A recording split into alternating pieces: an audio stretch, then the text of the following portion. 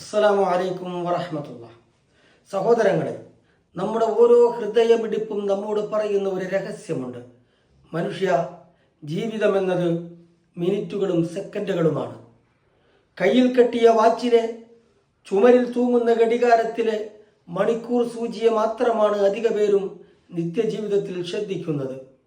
അതിവേഗതയിൽ ചുറ്റിയോടുന്ന second സൂചിയെ അത്രയാരും ഗൗനിക്കാറില്ല. അതുകൊണ്ടാണ് ഇനിയും സമയമുണ്ടെന്ന് കരുതുന്നതും അലസതയിൽ മുഴുകുന്നതും കൃത്യസമയത്ത് ജീവിതത്തിൻ്റെ ദൗത്യം പൂർത്തിയാക്കാനാകാതെ ജീവിതത്തിൽ നിന്ന് വിട പറയേണ്ടി വരുന്നതും.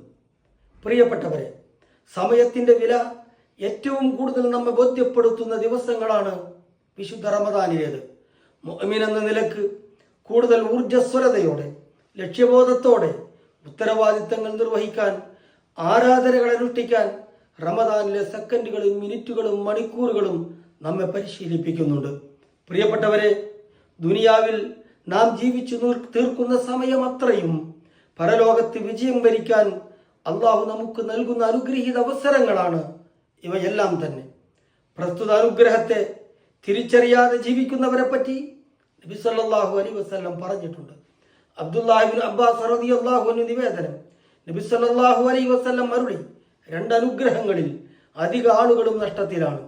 ആരോഗ്യവും ഒഴിവ് സമയവുമാണ് പ്രസ്തുത അനുഗ്രഹങ്ങൾ.